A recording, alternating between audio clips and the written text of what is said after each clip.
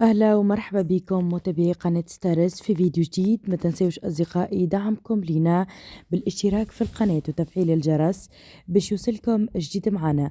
ومرحبا بكل تفاعلاتكم في التعليقات.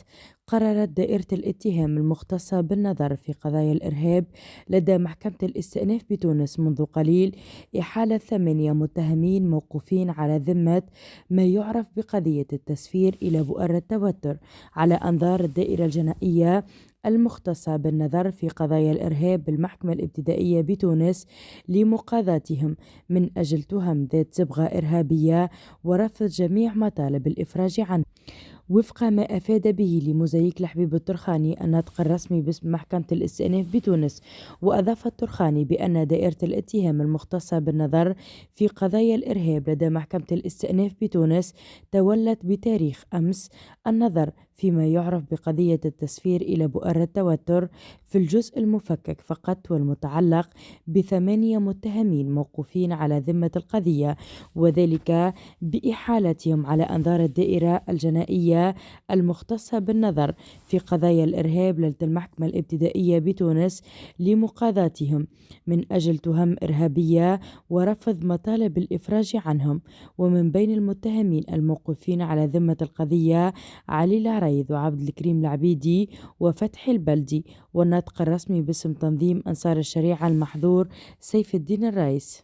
علق الناشط السياسي في تدوينة أثر فيها جدل كبير على صفحته الرسمية وقال: دائرة الاتهام تؤيد قرار قاضي التحقيق وترفض الإفراج عن كل المتهمين في ملف التآمر على أمن الدولة.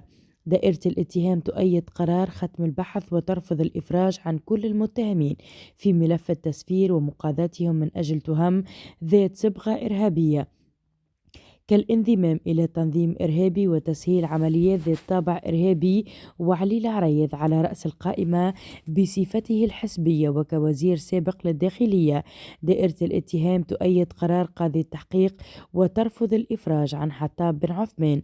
الدائرة الجناحية السادسة المختصة بالنظر في قضايا الفساد المالي ترفض الإفراج عن رياض بن فضل شكرا لقضاء الدولة النزيه والناجز.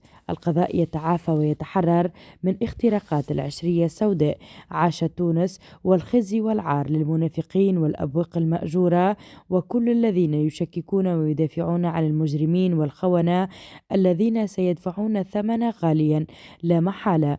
الفرز متواصل، إما أن تكون مع الدولة أو ضدها في حرب تحرير وطني لا تراجع عنها ولا حياد فيها، لا صلح لا اعتراف ولا تفاوض.